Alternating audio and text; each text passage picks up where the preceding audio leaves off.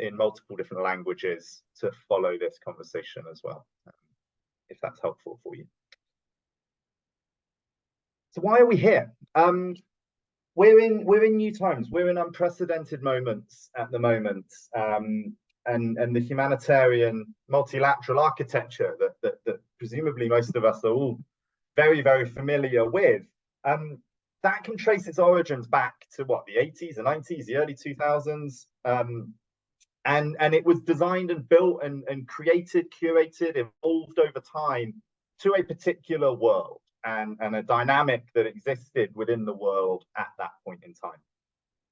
And the leadership mentalities and the mindsets that we've entrenched and grown accustomed to and brought naturally into our work in the humanitarian sector is also reminiscent and reflective of that world and that era and the times and the power dynamics that existed at the time. But that's changing.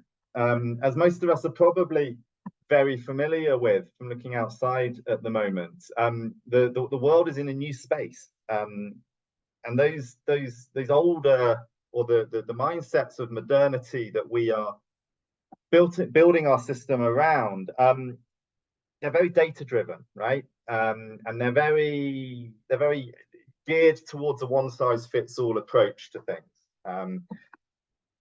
And if we listen to the opening remarks from Martin Griffiths a few moments ago, for those who were there, he talked very, very clearly about the necessity for us all to listen more. We've got to be able to hear what is being said from local leaders. We've got to be able to complement activities and leadership that is emerging organically and naturally within any different context where we're functioning within. We've got to start getting ahead of the curve a little bit more, right? We've got to start being a bit more proactive rather than reactive to the shocks. We got to start complementing, and this was a really pivotal part, I thought, that links to the conversations we're going to have this morning or this afternoon or this evening. We've got to be complementary to ecosystems, and those ecosystems are populated with a really diverse range of actors who are all some way or another linked to the humanitarian outcomes of different contexts around the world. And that speaks to the need to be thinking in a systemic way. We've got to think in a manner that embraces ecosystems of aid. It doesn't necessarily default to an entrenched modernity, hierarchical mindset. And if we shift to a systems thinking approach, it's phenomenally powerful in being able to navigate the turbulence of change and the precarity of the world that is around us at the moment. And it's quite an empowering mindset to own and to have, to be able to think about what solutions are appropriate and how can you shift and manage that. And I'm really pleased today to host this panel of individuals who are going to speak to this in quite a lot of specificity and give you some examples of how that is working at the moment. So first of all, I'd like to introduce Charlotte Balfour-Poole, who's a former humanitarian practitioner, worked in many of the big crises over the years that we've been looking at and responding to as a sector, but is now focused very much on a coaching and mentoring approach to our work, and is supporting the HLA in that approach. I'd like to introduce Gugu. Gugu is the CEO of Save the Children South Africa and is very much living and leading what it means to be locally led and globally connected in her work in South Africa. And then Deb Barry, who again, another former practitioner in the protection and youth engagement space, who is now looking a lot more at the learning-based agenda of what leadership and youth leadership in particular can look like and what we can learn from that particular space.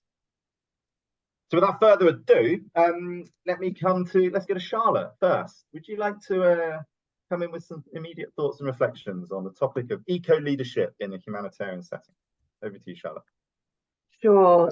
Really great to see so many of you from right across the globe. So many different names, many of which I recognise, which is always lovely to see old colleagues or former colleagues from across the globe and who are in different organisations as well. So really, really great to have such a geographical spread and lots of different interests in this topic today. I think it was really interesting for me, the first thing that Martin Griffiths said in terms of listening better. And we talk about that an awful lot in the humanitarian sector, about being driven by community needs, asking, in Save the Children, we talk about asking children for their voices. But sometimes where we struggle is we don't often listen to each other. And I think the average interruption is every 7 seconds now we're interrupted. So whether that's our thinking by a text message or some Teams message or something on our computers, or simply when we're talking. So for me, there is a massive, massive disadvantage around those interruptions that is disturbing our thinking, and coaching and mentoring really can provide that space and time to think. Thomas, you talked about this complexity of our world, navigating the kind of technological shifts, societal shifts that we're seeing.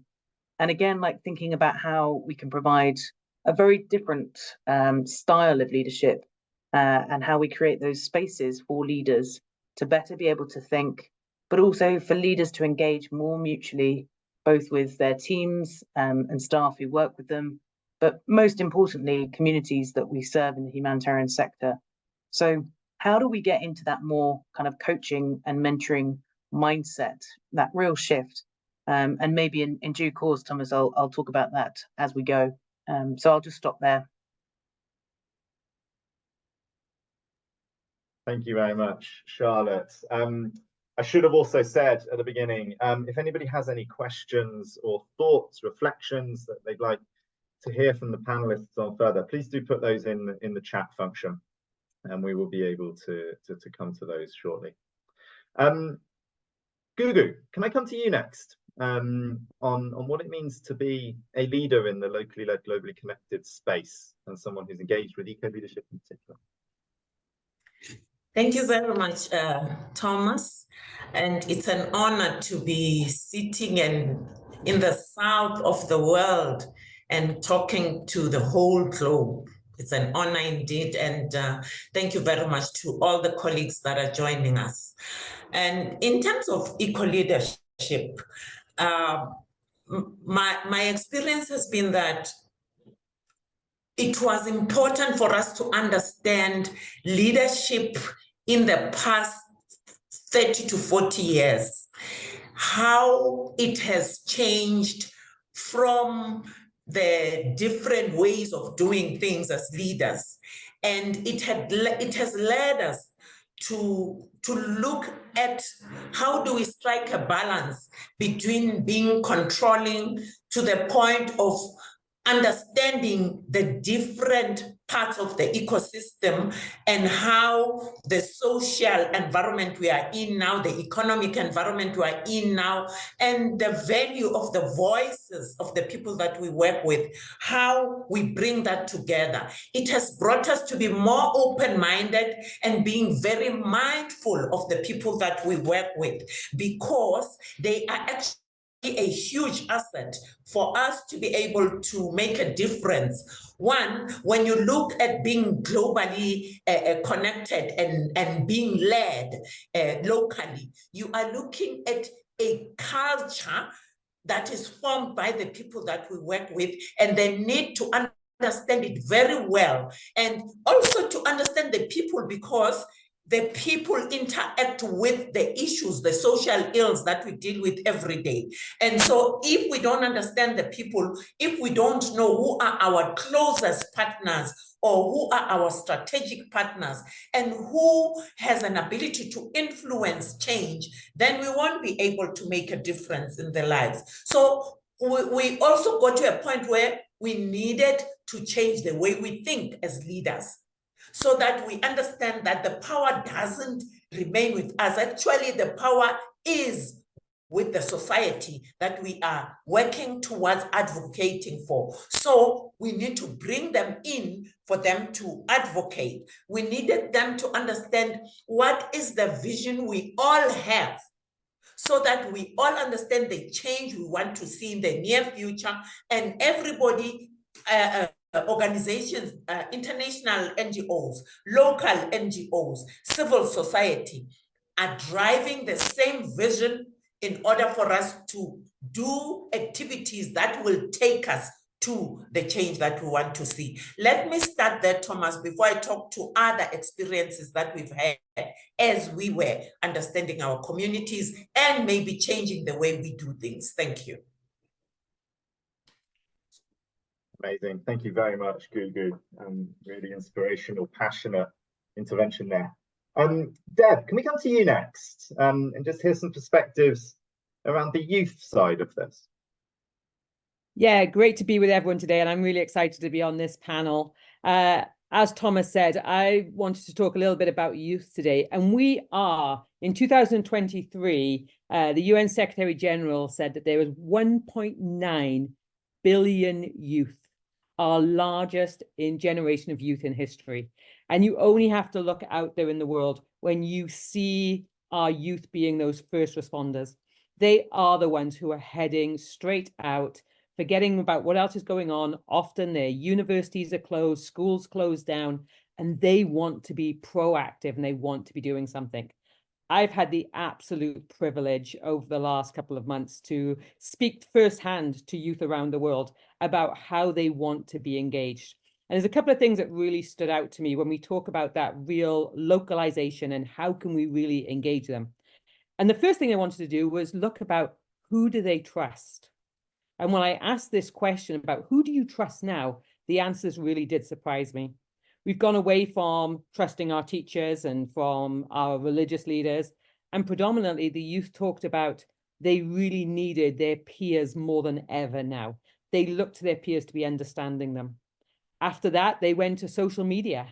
They wanted the people who stood on the ground, who told them real stories, who didn't just give them the big theories behind why politicians get up. They wanted to really know those changes in values. The next question I asked them was, what then are real leaders going to mean to you these days? And the youth came back was they wanted leaders who talked to them about hope. They felt one of the biggest problems right now in society was that they were being told who they needed to hate or who they needed to be against. And they said, we want leaders who give us hope, who tell us why we can make a difference, how we can make a difference in our world. Give us the space and we will go and be active. They wanted ethical leadership, people who really think about what does it mean to be true to the values we talk about. They wanted kindness. They wanted leadership with kindness, understanding, and a real understanding of our problems. Those are the things that they got so passionate about. And really, it's not a lot to ask, is it? When we think about why do they want that? When I asked the youth about what were they bringing, they said, we've got so many solutions. We know how to address these key issues that you have. I talked to a group of youth who were involved in a program that is being run in Yemen. And these youth are actually changing policy at a country level from a small group 3 years ago to real making policy change about how people are going to access food, how people are going to get access to the community. Localization is being driven by them because they are part of the community. Youth in El Salvador told me about how in their community, they have had to think about how to actually now do food distributions, that the gang violence has increased so much that actually they do need to start thinking about the signatures of people wear on their bodies, the tattoos. Gone are our days of just thinking of community engagement or actually about who's included in our community by men, women, boys, and girls. They now have a whole list of people who are at risk if we don't look at how do we think about inclusion. Then we talked about, we live in a world as well where digital information and AI is part of their world. How are they using that to get data? How are they wanting to be part of this digital technology? They've got so many great ways to do it, but they're also really scared. The fact of that they are using this technology means that we need to embrace it as well as part of our response going forward. And then they really want to be built up. They want to have capacity opportunities that give them a real voice. And part of that real voice is saying to them that you don't invest enough in us. Our schools closed down, our universities closed down, but what does that really look at? There's an age bias on us. We might be young, but we've got the energy and creativity. And I love that. When I go out to these communities, I'm absolutely empowered by the energy that they have because they want to make that difference. I could go on forever. Thomas, I know you've got probably a whole pile of questions that are going to come in. But I just think one of the key things when I think about our takeaway about what we need to do, if there's 5 things I would say for youth going forward that we all need to be putting into our minds, is we need to understand the shared passion that these youth have and allow them to have it. Amplify their actions. Their actions go so unnoticed, and we need to have a space that we can amplify that. Strengthen diversity, because they really help us understand what diversity means today, and it is so powerful. Ignite the flame of youth. These are our future leaders. They're going to be phenomenal leadership that we know in a year when we've got so many elections in the world, if we can give them some of those values for real leadership going forward and provide them that space, it's going to be amazing.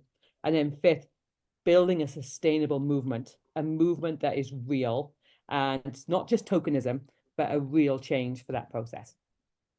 Thanks. Excellent. Thank you very much, Deb. Some great advice and guidance there, and a fascinating alternative perspective that's coming through here. And I just want to come back to Charlotte and Gugu on that point that Deb's mentioned there around agency, and how agency of different players and different actors in any given ecosystem can be flourish, and how we can foster that, create that space for that agency of people to come through. Charlotte, shall we start with you, and then Gugu, we can come to your examples as well. Yeah, I think, I mean, fundamentally, this is the principle of kind of creating a coaching culture. So that's what we're really on a mission to do, really change the kind of way that people are heard and listened to. And I think there was something, Deb, that you said around, you know, youth have solutions within, and it's not just youth, it's everybody. Everyone knows their community better than somebody who's not from that community. So it's, you know, how do we come together? And I think touching on the eco-leadership principle of mutuality. So how do we come together as both beginner and expert to bring that knowledge, that shared knowledge, and kind of open up that ecosystem? And again, Deb, you talked about kind of diversity of thought and thinking. So it's not about seeing one as better or worse than the other. It's about that diversity of thought. But again, allowing those spaces, creating those containers and those spaces. And that's what a coaching culture really does, and shifts from a kind of telling, a command and control, structural kind of, you know, this is the only way, but instead opens up that challenge. And again, what I talk about is disagreeing agreeably, and how we kind of create those safe, psychologically safe spaces where we get that understanding that helps better solutions and better drive that. So for me, yeah, that useful container is absolutely critical in order to be able to have those discussions safely, but also for people to be heard and feel that there is action taken on what was said, so that it doesn't just become tokenistic. Because I think, again, like probably a critique of the humanitarian spaces is that so often there is a space and then there is no action, or there is no follow through. And again, coming back to that principle of what are those solutions within, and a real ask, what is it that will stop that? What is it will help that solution? What will drive that solution forward? What's the thinking? And get those solutions to be owned as well at a community level. Because again, that a lot of that thinking that happens in the coaching space or in those reflective spaces, that's just one container, but it's then what happens outside of that. How do people take that forward? So yeah, for me, despite all that kind of chaos, the complexity that we're often in, you know, humanitarian settings, providing that space and time for people to think, to be heard, to be listened to disagree agreeably, is, I think, the biggest step change.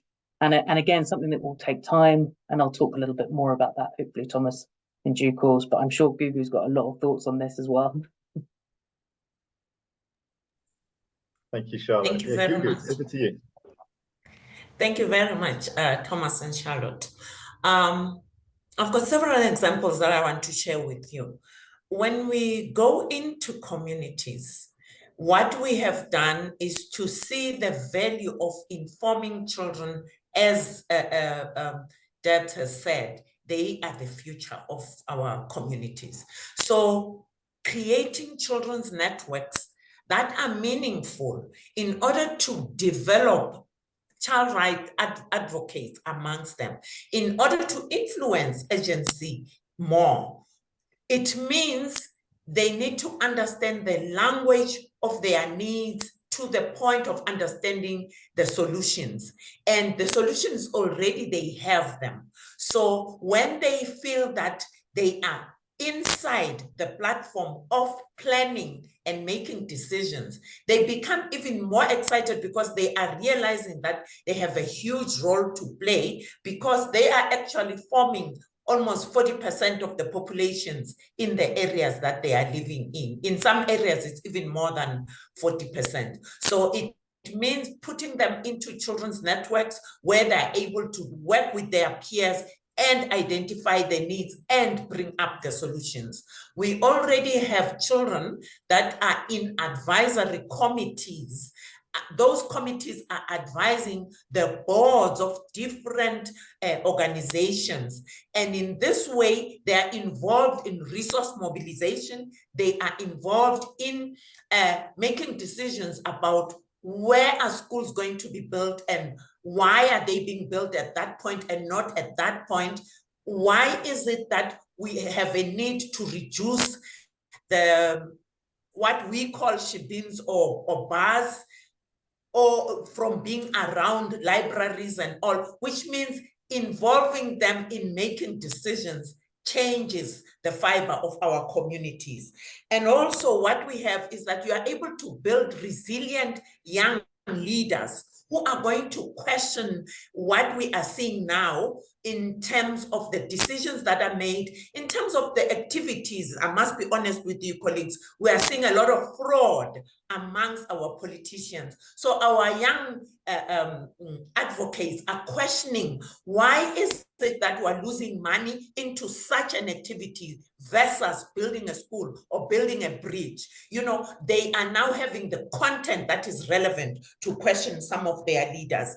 And this now means they are able to be proactive, they're engaged in the disaster has not yet occurred. What is it that we can prepare and ensure that we've got an environment that is sustainable, so that when the effects of climate change are happening, we have mitigation factors and we are able to respond appropriately. So engaging young people at all levels of what we're doing is showing now that it is making a difference. When we have what we call integrated development plans that are developed at a community level, their voice must be heard there, and it must be a relevant voice. We are building it up because what we also find is that parents or older people do not understand how young people should be involved. They still are using the power over young people. But when you've got informed young people, they're actually educating their own parents so that they see the value of listening to the voice of a young person and trusting that they are relevant. Thank you. Amazing. Thank you very much, Gugu. There's a very interesting chat going on, or thread going on in the chat that I'll come to in a moment.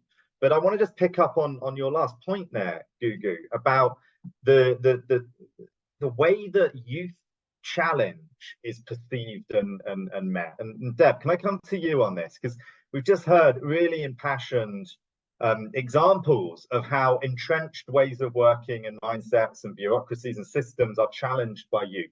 How can we navigate that as a sector? Yeah, it's exactly what Charlotte was saying earlier on as well. We need to be able to mentor these youth through this whole process very early on. They're looking for that guidance. They're being told one thing in the world. And so how do we really help them to have these discussions in a safe environment? That, as Gugu said, they need to have this message consistently reinforced that their opinions and their ideas are really valuable in society. And there's a way to do that. You know, it's not about being reactive and about shouting the loudest, but there is about a way of knowing what are the steps that we need to do to really be inclusive, to prioritize that engagement at a level that is safe for them. And so they learn the skills really early on about how to, you know, come up with an action plan, to be really intentional on what their ask is, to be realistic on the situation on the ground as well. You know, these youth will be very good about saying to you the reasons, for example, in Haiti, when an earthquake happens, why do they not want to rebuild that school in that specific area? What will this now mean to them going forward? And so when we think about our anticipatory action work, as Gugu said, I love that example as well, that they are there right from this start now, telling us about what should we be looking for? What are the things that we can put in place? And then they need the skills to be able to do that. And one of the things that they have asked for is that peer-to-peer coaching as well. How do we really work on this? These are the most trusted people. Every single part of the world that I have asked this question to, it comes back. Who do you trust the most? Our peers. So how do we really help peers to give that correct guidance and support at this time is just crucial. And so the more that we can make this part of our ongoing system, it will really change the next steps going forward. Great, thanks, Deb. You've touched on there, or I'm sure you've prompted many people to go back to basically the crux of Camilla's question in the chat function there, which is around the reality of power, right? And everything you've just said, we've probably all got experience of teams and tools and mechanisms, methodologies where we are listening, but that doesn't challenge the power that exists within the current system. And Camilla's speaking specifically to the financial powers that exist. I just wondered if any of you, I'll open this up to the whole panel, would like to speak to how a systems thinking or an eco-leadership mindset could help us navigate the current power dynamics that are prevalent, but also how we could enforce the agency of other actors with different power in the system. I'm happy to pick this up, because I think there's a further kind of question as well, or a thought from you, Camilla, around, you know, those theoretical solutions sort of being imposed down on us, and perhaps not always grounded in reality. And I think, you know, to Deb and Gugu's examples, it shows us just, you know, youth show us just how, you know, different those ideas might be, but also solutions. They've kind of got solutions to those theoretical problems. And I think one of the challenges that we're facing in the sector is, you know, leaders are dealing with an awful lot of complexity, uncertainty in an ever-changing world. And what's happening is that is putting a lot of fear, and then that fear is resulting in kind of over control, you know, very rigidity, all of the kind of challenges that we're all fully aware of. And as you said, Camilla, that kind of what is needed is that dialogue and that ability. Something I talk about a lot is that intergenerational connectivity, and not seeing that as a threat, but seeing that as coming together. And again, that's one of the founding principles of you know, in eco leadership, is around that mutuality, creating that trust and respect for each other. And that comes slowly. It doesn't come overnight. It's about changing mindsets. It's about, you know, challenging our culture, our identity, and speaks therefore to power. So a shift in that, how do we see that power as not, you know, letting go of our own power, but instead about sharing that power more equally, more mutually across each other. And I think, again, like there's simple tools that we can do to kind of support leaders, you know, who are fearful. How do we present ideas? How do we come together? And again, for, you know, youth to feel empowered, to have that hope, to be propositional in coming to hierarchical leaders and saying, you know, I've been thinking about this problem. I've got a solution. And I think we're seeing examples of that right across the globe. We saw that in Poland in response to the Ukraine crisis, and just that power and that activism, I think, is also impatient. And I think what's happening is that is sometimes hitting a wall of leaders who are kind of feeling overwhelmed, fearful, and creating those spaces where we can have psychological safety to challenge each other and challenge that power and talk about it. You know, it's what I call an elephant in the room. It's that big thing that everyone kind of sees, we don't talk about. So naming it and feeling comfortable to do that in a non-threatening way, I think can be a really, really key way to kind of start that dialogue, but also recognize that change isn't going to happen overnight. But Deb, Gugu, I'm sure you've got other differing thoughts on this. It's something close to all of our hearts, I know. Thank you very much, Camilla. In eco-leadership, there's a lessons about relational analysis. And for me, it's important for leaders to understand themselves. There's a saying about one cannot be able to lead others if they cannot lead themselves. Because what happens is that you become fearful, knowing that you have the power, but you're still fearful. So for me, it's a difficult thing to understand. You've got the power, so why are you fearful? It's because leaders don't understand themselves. So eco-leadership has taught us that it's important to understand yourself. It's important to unlearn certain things that you've learned in some years back. When you do that, you are getting your mindset ready to deal with the difference that you are not used to. You are getting yourself ready to create a balance between your leadership. Stop controlling, allow the newness of our reality to come in, allow other people to lead from the edges where they sit, which means allow young people to lead. Even though you are not one of them, there is an ability to strike a balance and be able to trust them as much as they can trust you. In that way, you're devolving the power. And you actually, for me, you are reducing even the risk from you as a leader and sharing the risk with the young people. And when they make decisions, they realize that we are now taking responsibility and we will have to account for some of the decisions that we've made. So in that way, new leaders and more leaders are being built by sharing the power. I do acknowledge that we've got a serious problem of wanting to keep the power at a central point, and yet the best way to develop communities is to devolve the power, is to ensure that everybody takes responsibility and then they can account. So for me, the power dynamics need to be dealt with by leaders that understand themselves, that understand where we are going, what the vision is, and sharing the vision with the people that we work with. When we say locally led, we are saying the local community is in charge, not the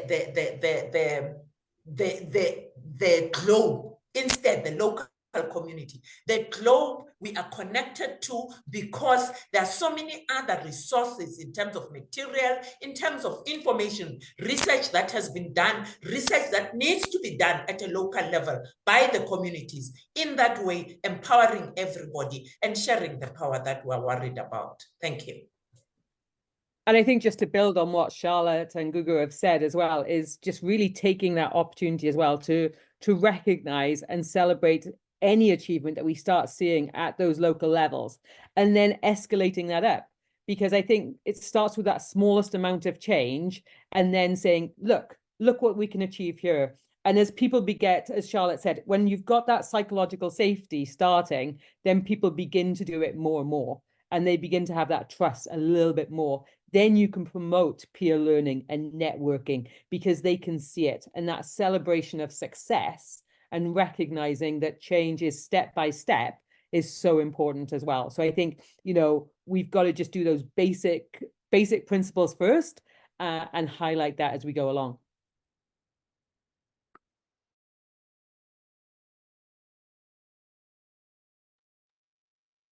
Thank you all very, very much for those inputs and those interventions. Just while you're speaking, it reminded me of a report. It's probably one of the ones Gugu was referring to that was released, was it last year, maybe the year before? Who do we think we are? And a survey that was conducted across 50 international NGO CEOs. And there's a lot of insights there into how INGOs are currently positioned and some of the challenges they're facing in terms of shifting and changing. But one of them was important, I think, there for me, which was their own ego. And they acknowledged in that report that it's the ego of leaders at the moment as a current barrier. It's not a lack of awareness or knowledge of the need for change, but it's the ego.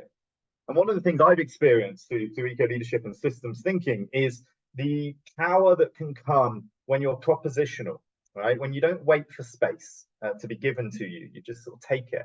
You stay professional in that, right? I'm not talking about insubordination or anything, but you take the space, don't wait for it to be invited. Because an awful lot of the time, because of this kind of ego sense, there's a very receptive audience to new ways of doing things, to new ideas. If you can be propositional and present things, then it will get bought into and typically gets taken forward.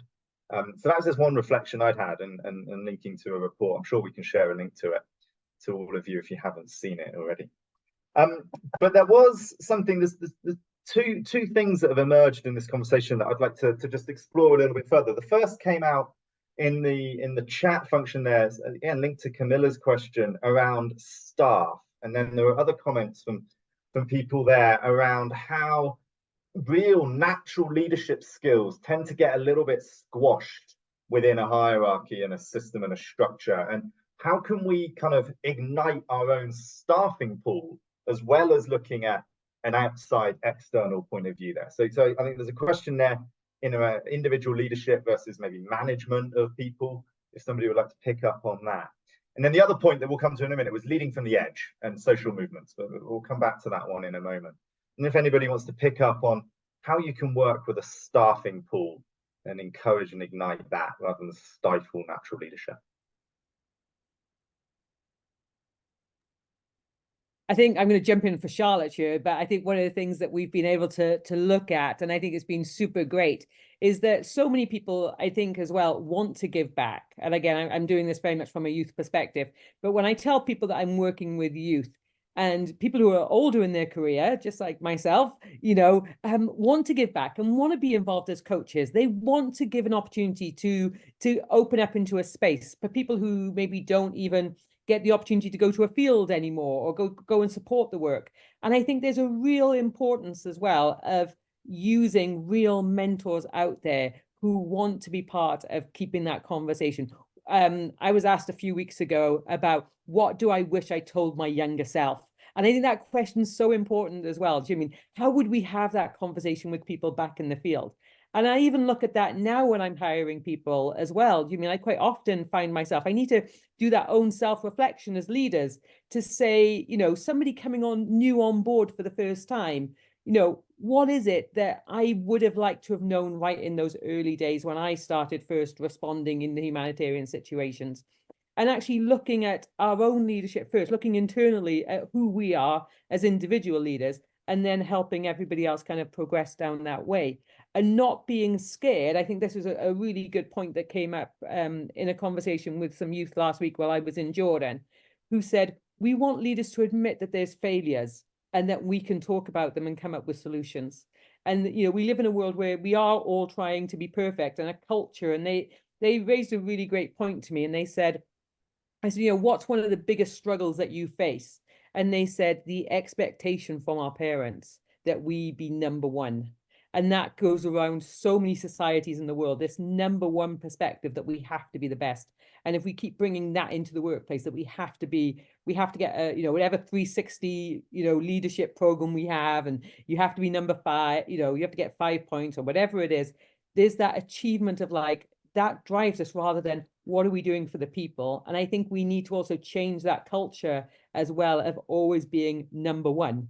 Because number one should be the people that we're serving, not number one for me first. And so as we change that kind of configuration, and we can see that happens right from a childhood. That was interesting that children put that as the first thing that they would change. If they could change anything, it would be that their parents take off some of that stress from them because they see it the whole way through our lives. And for all of us who manage teams as well, we often see that. It's a real struggle to get people to say, you don't have to be number one. Number one is not, it's not the score to have. And so I think starting to change that culture is key for that. But also being able to give back and then give key messages about admitting our failures, but not to dwell on them, but to really think about how do we move this forward? Because, humanitarian space has changed so much. We as humanitarians have changed so much. and the world is expecting a very different place from each other and their neighbors now as well. Absolutely. Thank you very much, Deb. Charlotte or Gugu, did you want to come in on this point?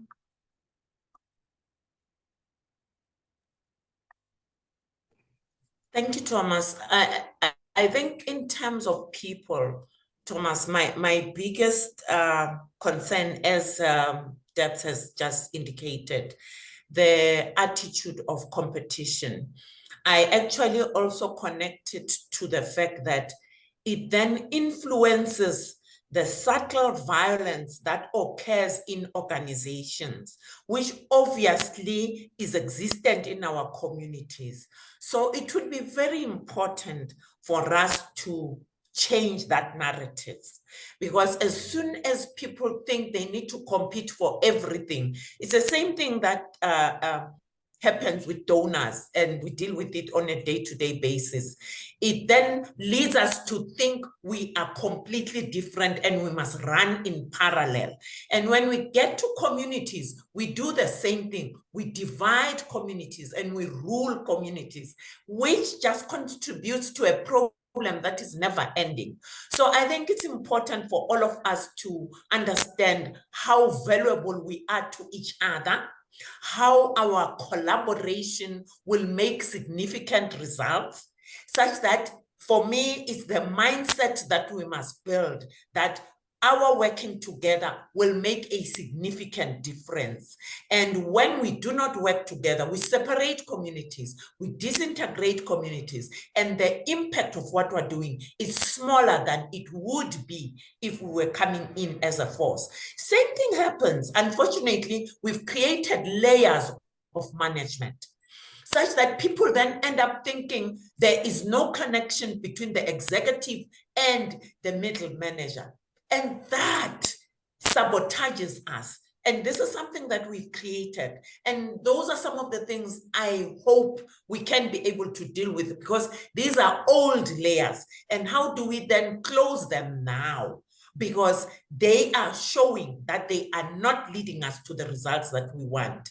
And unfortunately, the mindset of individuals need to be dealt with for us to be able to deal with the layers. Thank you.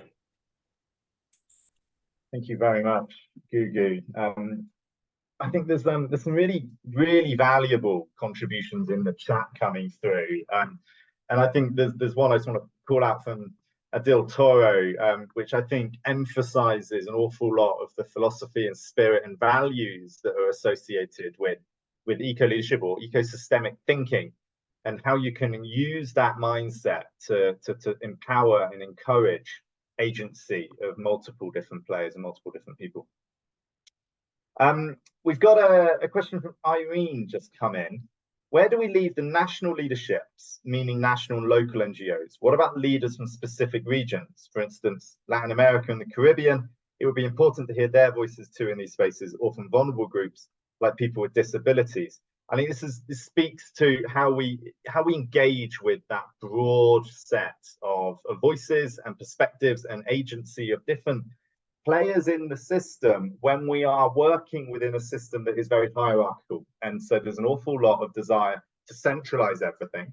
And you could quite argue that this workshop itself is centralizing a conversation that actually doesn't do justice to the richness and the diversity of approaches and perspectives that will happen all over the world. But I just wanted that point around how we can ensure through systems thinking and eco-leadership, the voices of different players are heard when you're talking about a hierarchical, centralized machine.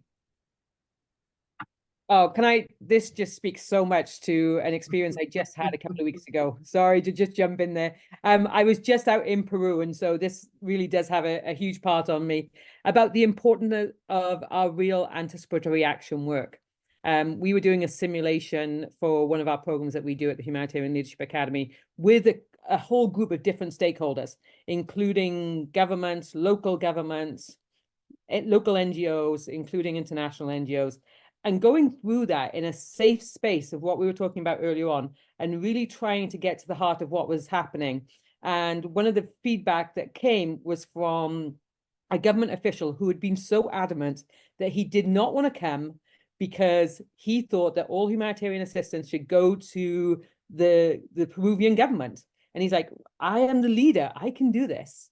And as he went through the training and they started talking about who should be included in the communities, how they needed to work together, his big takeaway was, I am so sorry, I was so wrong.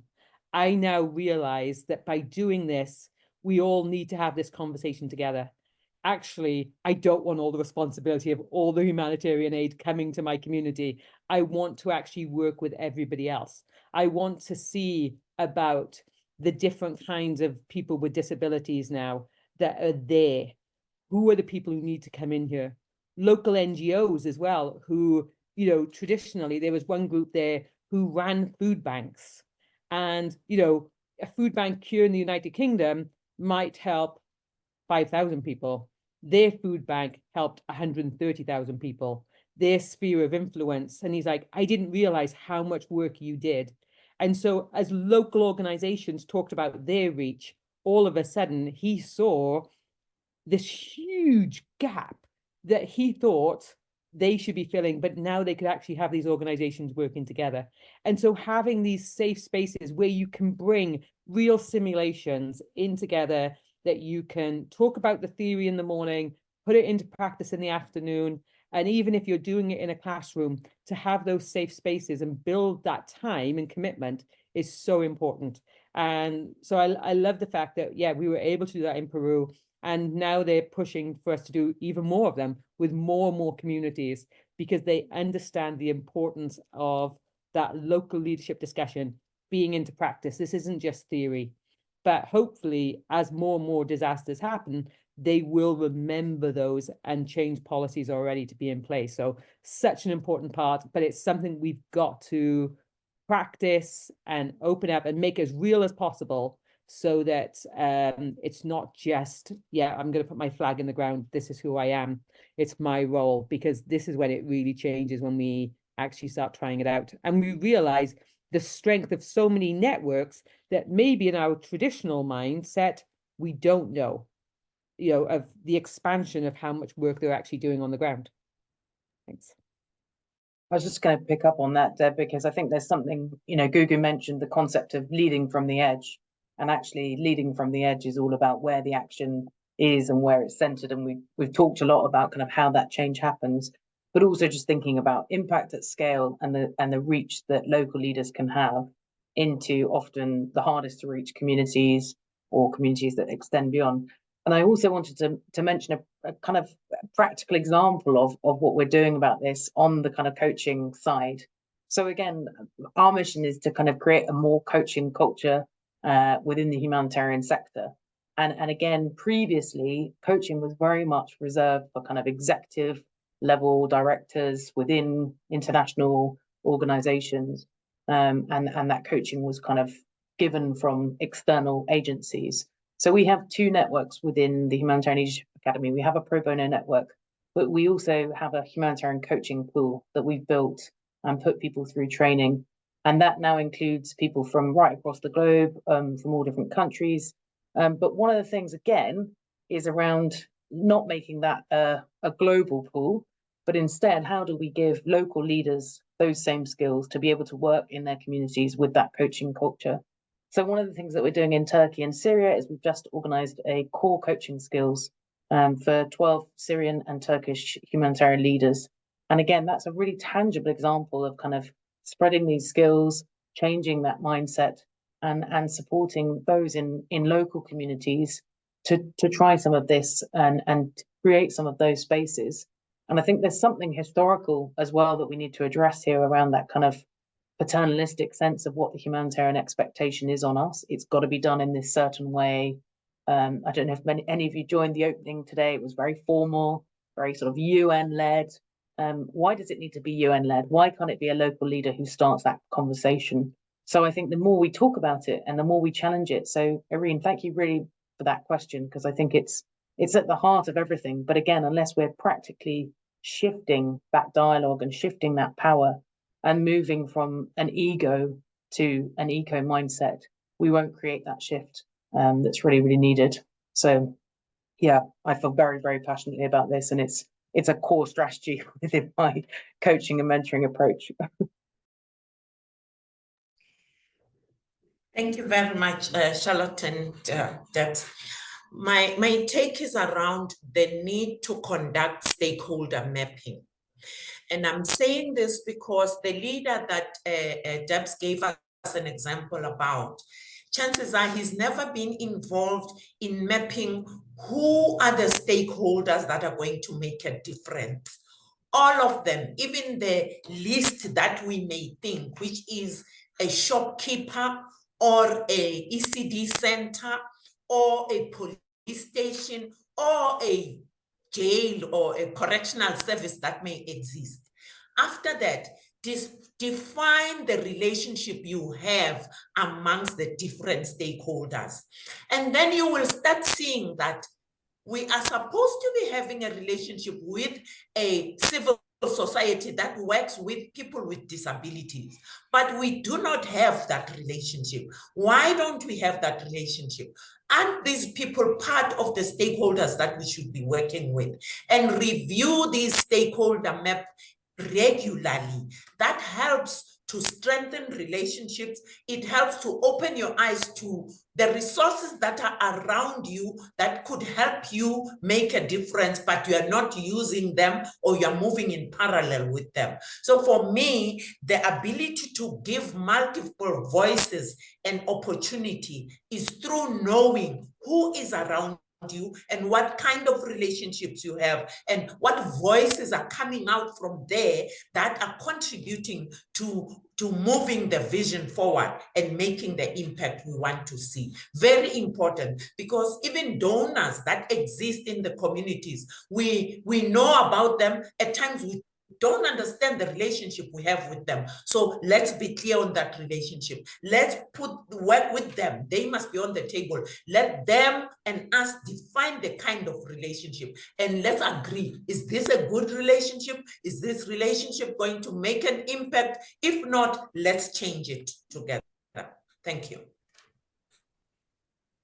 Thank you very much, Gugu. I couldn't agree more with that sense of togetherness, the way that we need to change and the way we need to shift.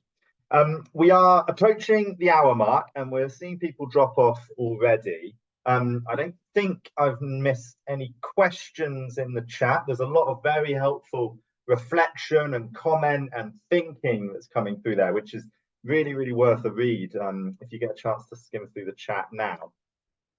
But what that also tells us is that there's a huge desire, there's a huge willingness, there's a huge engagement with the notion of doing things differently and the notion of we need to lead, and we need to lead with empathy, we need to lead with mutualism, we need to lead with a way that's empowering to the diversity of the voices that we're listening to. And that to me speaks exactly to what eco-leadership is, ecosystemic, right? So ecosystemic leadership. How do you lead in a system? And I just, by way of sort of closing, I just want to give a reflection to an event I was at so towards the end of last year. I was asked to speak about how, from a regional level, I work in the region, right? How do we work with country offices? What's the region? What's the relationship and the way of working between a regional office and a country office? And I sort of made me think, because that level of actual what's at the crux of what we do isn't something that comes up in day-to-day thought processes, right? You're caught up in the machinery and the mechanics of how you actually do your job. And it made me think it's the word influencing that came out more than anything else, right? And influencing has been mentioned explicitly, but has also been a theme that has run through many of the different interventions from our panelists today as well. And it made me realize that most organizations have a single line of accountability, right? That's our hierarchical line. That's our managerialist perspective that we have. And we need that. We're not going to get away with that. Eco-leadership isn't saying get rid of this line of authority, right? That's a necessity, and you've got to work with that. But when we started talking in this group around conflict, right? When there's tension within that line of authority, right? It was an immediate, well, I've got to go to the person I've got to go to their boss or their boss's boss, or I've got to escalate, right? And there was almost a natural, it's got to go into that line of authority. But then I just asked the group the question of, how do you as an individual like to be influenced? right, to do something. And not one person came back and said, I like to be influenced by having my boss's boss come down and tell me I've got to do something, right? Didn't work that way. The influence and then the collective achievement and the outcomes that work successfully come about through a relational interaction. They come about through a sense of respect, of mutuality, of being heard, of being listened to. And I thought within the sort of organic ecosystem of aid that we are functioning within, we don't have authority. We don't have, the UN is not an authoritative figure that can command every organization to do a certain thing. I don't think the UN wants to be that, right? As individual NGOs, we have our own autonomy that we work with, right? And we get frustrated with coordination. There's that saying, everyone likes coordination, no one likes to be coordinated, right? Because it comes with a sense of, I'm being told what to do. Eco-leadership, the concept of this is trying to shift our minds to thinking about the ecosystem that's at play. What are the outcomes that we're all looking to achieve? Who are the various different players who are going to be able to contribute towards those outcomes? What's my role as an organization and an individual in that value chain towards that piece, right? And I think this is where the major shift needs to take place. Because historically, I think particularly NGOs like to think of ourselves as every link in that value chain, but we're not, and we can't be. And so there are other players who are other links in that value chain. How do we coordinate that? How do you analyze that ecosystem? To Gugu's last point, do that ecosystem mapping exercise. You analyze that system, you understand the strengths of it, you can then design your own value proposition to that particular ecosystem. And that way, we'll have the outcome-orientated mentality and focus to be able to achieve the outcomes that we're all striving to achieve.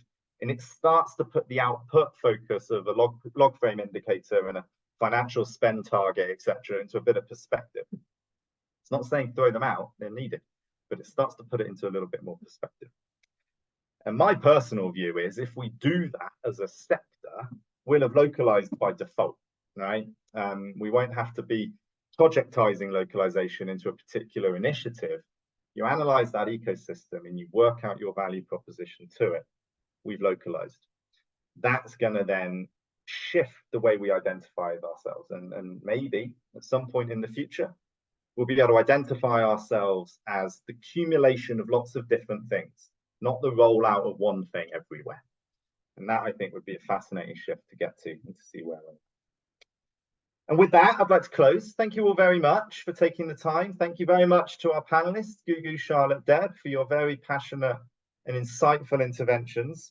A few announcements just to finish. There will be some HLA colleagues in Geneva on the 6th to the 8th of May. They'll be at stand 29 if you would like to go and discuss these issues and these concepts a little bit further.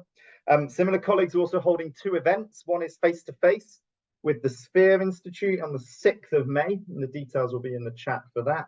There's then going to be an online event as well in conjunction with the CHS Alliance on the 2nd of May, looking at the role of learning and development within the future of the humanitarian space. A recording of this will be available to you. There is a feedback form linked in the chat. We would all greatly appreciate if you could take a few moments just to put your thoughts and reflections in there so that we know where we can take these conversations and how they've landed with people. And finally, just a big thank you to everybody for taking the time out of your day to listen, to engage, to think creatively and curiously about these challenges and these dynamics. And that sense of curiosity really came through in the chat. So thank you all very much indeed. And I hope everybody enjoys the rest of their day and their week. And hopefully we'll see and speak to you all very soon. Take care, everybody. Thank you. Thanks, everyone.